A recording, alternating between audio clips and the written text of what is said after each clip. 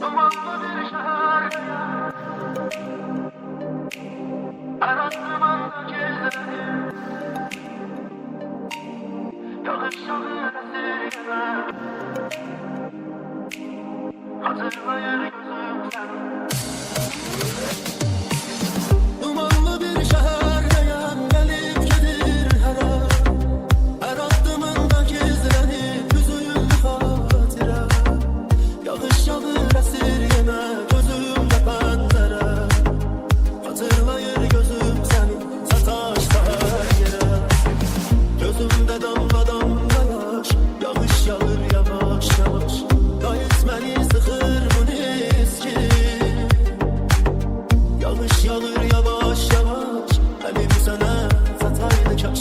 Gayet bu gözlerim yaşınsın. Gayet gayet yaram derindir, gayet gayet beni senindir. Gayet gayet bu eşya katil. Gayet gayet bu kalbi dindir, gayet gayet bu can senindir. Gayet gayet bu eşya katil. Gayet gayet yaram derindir, gayet gayet beni senindir. Gayet gayet bu eşya katil. Gayet gayet bu kalbi dindir, gayet gayet bu can senindir. Gayet gayet bu eşya katil.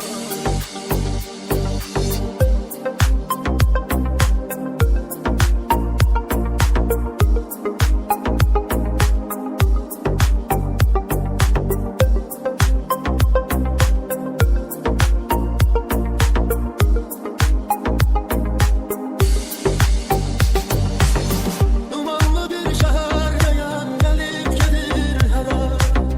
Her adımında gizlenip üzüldü hatire. Yağış yağır esirgeme, gözümde pencere. Hatırlayır gözüm seni, sataşta her yere.